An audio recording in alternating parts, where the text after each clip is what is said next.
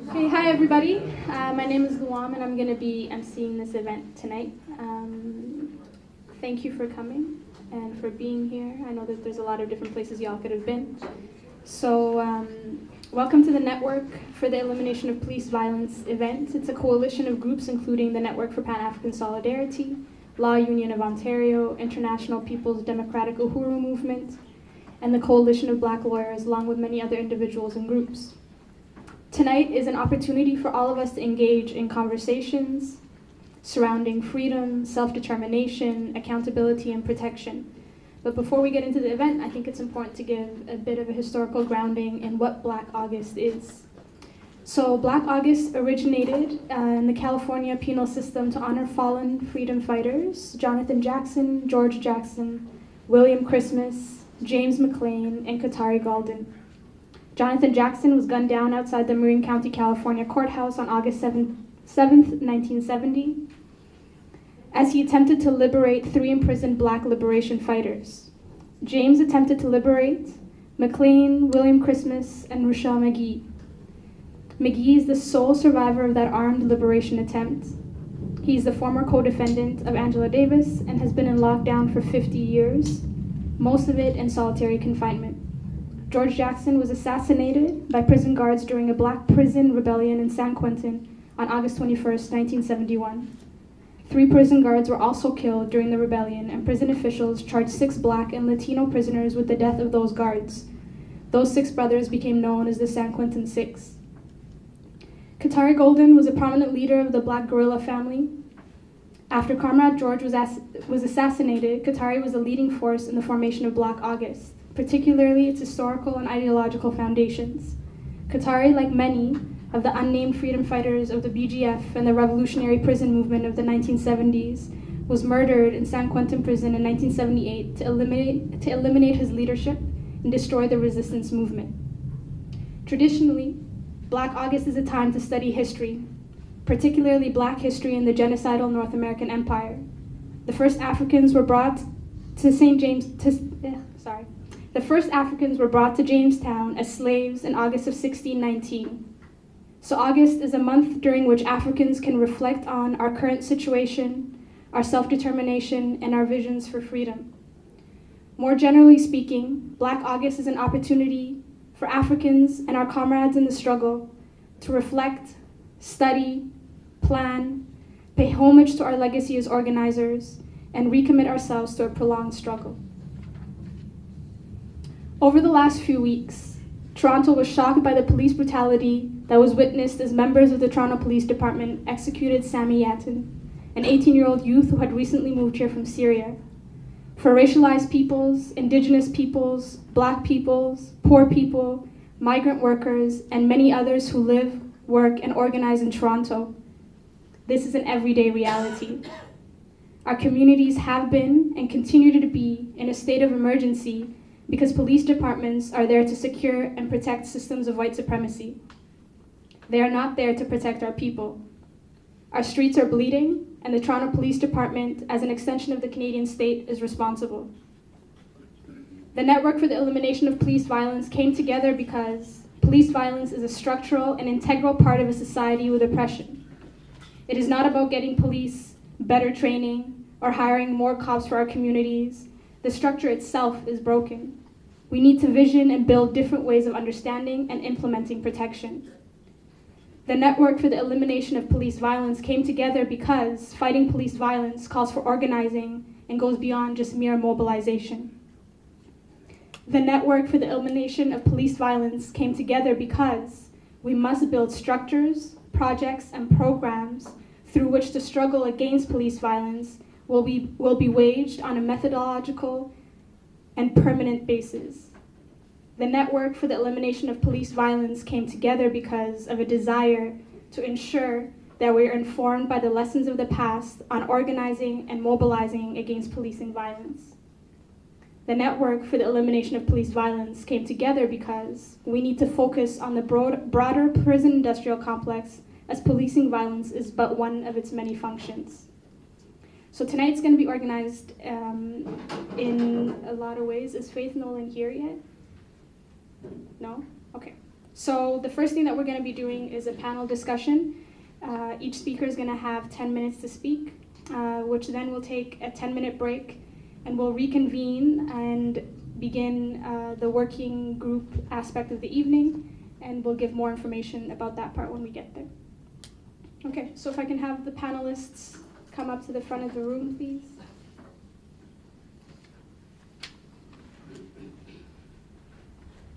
So as they're getting situated, our first panelist is going to be Mandy Hiscox. Mandy is an activist and organizer in Guelph, Ontario. The OPP labeled her as a person of interest in 2008, and she became a target of an undercover police operation in 2009. She was arrested and charged with conspiracy in relation to the G20 summit in Toronto and spent most of the last year in jail. Mandy is not a fan of the police. To say lightly. Yeah.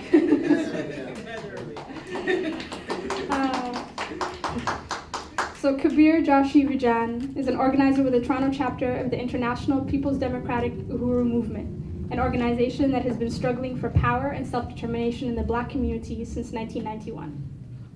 And last, we have Chris Williams, who conducts research in the areas of race and racism, policing, and critical criminology.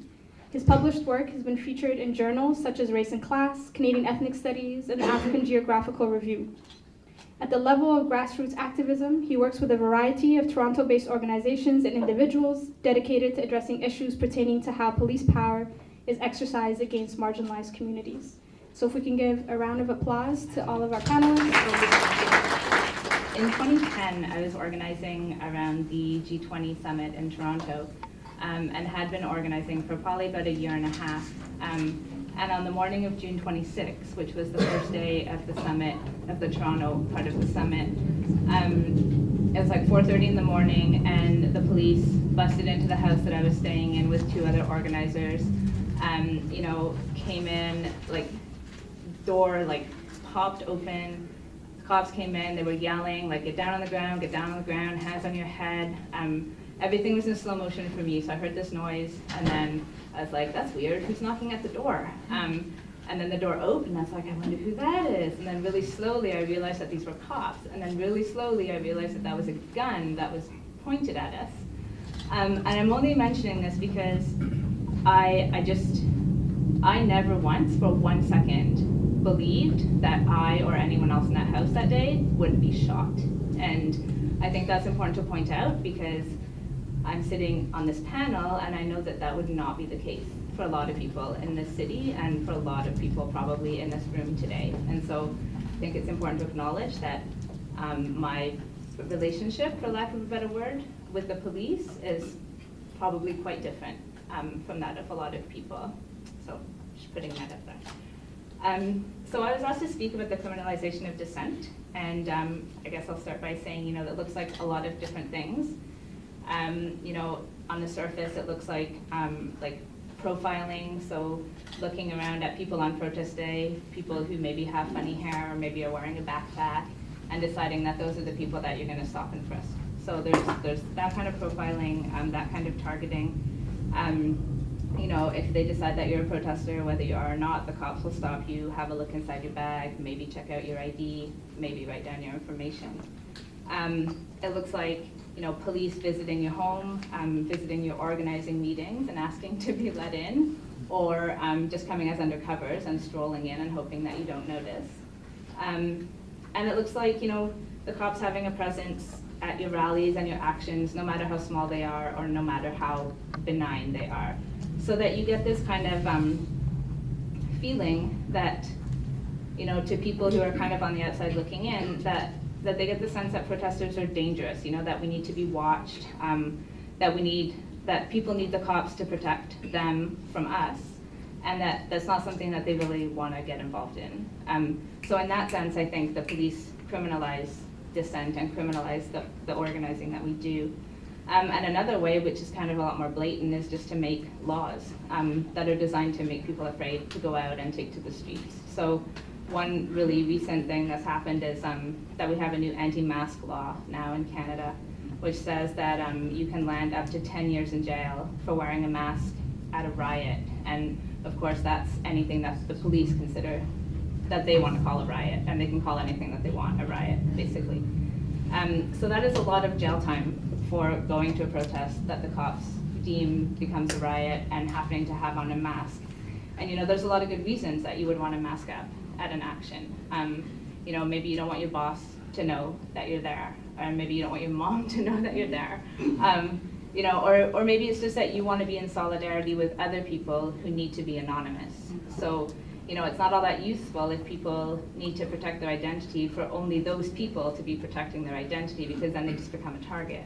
So if you want to be in solidarity with those people and you also put on a mask, that is kind of the best way to protect people who need it. Another good reason is just that, often at protests the cops will use gas and pepper spray, and it's a lot easier to breathe if you're wearing a mask. So there's a lot of good reasons, but cops tend to see things through this lens of criminality, right? So they see a mask and they're like, you're gonna go do something criminal. This is why you're wearing a mask. And in our case, for the G20, we had two undercovers in our organizing groups, and they sat in our meetings for like a year and a half. They came to our meetings. They conveniently always offered to take notes, which was so nice of them. And so they knew us, they hung out with us. They came over to our homes, they watched movies, we shared food, they hung out, and they still when they wrote down their notes, they talked about they talked about us as if we were like a gang, like a violent gang. And yet, we'd hang out with these people for a long time. So it's kind of weird to think of it that way. And I think that in some ways they actually really did believe the things that they were writing in the reports. They looked at our meetings, which were non-hierarchical, consensus-based, and they saw leaders and they saw minions and they saw foot soldiers, and they listened to our sarcasm and our bravado and our jokes, and they took those really seriously. And I think another thing, you can see how seriously they take this stuff and how their view is kind of tainted in that the undercover cops who infiltrated us, the Southern Ontario Anarchist Resistance, as well as the Toronto Community Mobilization Network, they were from the illegal gaming unit and the anti-terrorism unit of the OPP. And the lead investigator of the case, as well as most of the cops who raided our house, were from guns and gangs. So this is these are the people that they put on our case, right? Anti-terrorism, illegal gaming, guns and gangs. So they have this notion of if you are dissenting, if you're protesting, these are the kind of people that you are. So concerned about time. So in our case, basically what they did is they came in very early on. They sort of became very relied upon people in our organizing groups. They took a lot of notes, and so that was mostly just the sort of the early days. At the very end, towards the G20, we had 24-hour surveillance on a whole bunch of people. So that was cars sitting outside of the houses that we were staying in, following us around. If you read the disclosure, you can read things like, Mandy and Alex walking to Tim Hortons, Mandy and Alex exiting Tim Hortons with coffee. You can read these really detailed things that we were doing. And then even later than that, even closer to the protest day, then we had spin teams. And so these guys were they were in teams of 4, and they were in cars, or sometimes they were on bikes, and their whole purpose was to have targets, and we were the targets, and they would just follow us around in the hopes that we would shoplift or do something minorly criminal so that they could haul us in so that we wouldn't be able to be on the streets during the protests. So we had these sort of 3 levels of surveillance and disruption. And this was very expensive, right? It costs a lot of money to do this. It's kind of outrageous. And this was only 2 of the, I don't even know how many undercovers in the end there were for the G20. That was only 2 of them. And I think it's important to note also that the other undercovers were infiltrating things like, Greenpeace and No One Is Illegal and, the media co-op. So organizations that really didn't have a pretense of, doing anything criminal or illegal. So it's important to note, I think, that, if your organizing is becoming effective, that's when it sort of becomes targeted. So, you know, a lot of people will say, well, you're not going to be infiltrated if you're not doing anything illegal, and that's really not the case. You're not going to be infiltrated probably if you're not doing anything effective. But if it's effective, they're going to find a way to make it illegal. I think that's a good thing to think about too, about the law, you know, like a lot of things that didn't used to be illegal are illegal now. And the state, thank you, the state can change what's legal and what's illegal whenever it wants, and the cops are the ones who are going to enforce those laws. And so I think we need to really be careful of this idea of things like, you know, a legal protest and an illegal protest, and the same with like a violent protest and a non-violent protest. The state defines those things in ways that maybe we wouldn't want them to be defined. So, yeah, so on June 26 or possibly 27, we found out that we had been infiltrated for a year and a half, and at first we were like, oh God, it's so embarrassing. And it is kind of embarrassing still. But I think at the same time, like when we sort of sat back and thought about it, we were like, okay, well, we're in good company, you know, like throughout the years, like a lot of really excellent, really important groups and organizations have been infiltrated. So, you know, the Black Panther Party, AIM were infiltrated. I learned earlier today, although I don't know this history, that in Toronto in the 80s and 90s, there were groups like the Black Action Defense Committee and other groups that were also infiltrated. And so I think it's, you know, the cops are going to do this. The state is going to do this, and they're always going to do this because they see it as a threat, and that's good. So, you know, the first police force, as I understand it, that started up in England, was designed to protect the property of the rich from the poor, and so came about around the time of the enclosure system when the class divide was getting, you know, a lot more divided. And, you know, it's still their role today. So it's like you were saying in the introduction, you know, like this is the system that they're protecting. Excuse me. And so whether it's people who are, you know, like whatever, smashing windows at the G20 or organizing protests against the G20, or it's Indigenous people that are defending their land, or it's people, you know, that are involved in like the unsanctioned economic activity that doesn't really benefit capitalism, like, you know, selling drugs or sex work or things like that, all of those people are going to be the people that are going to wind up in jail. And you can see it. You know, I shared a cell in my time in jail, which was quite short. It wasn't even a year. People who were in for shoplifting and for prostitution and for writing bad checks at the grocery store. You know, like these are the people that are in there. You know, like minor possession, and then a whole lot of people who were sort of, you know, it had been decided that they were part of a gang.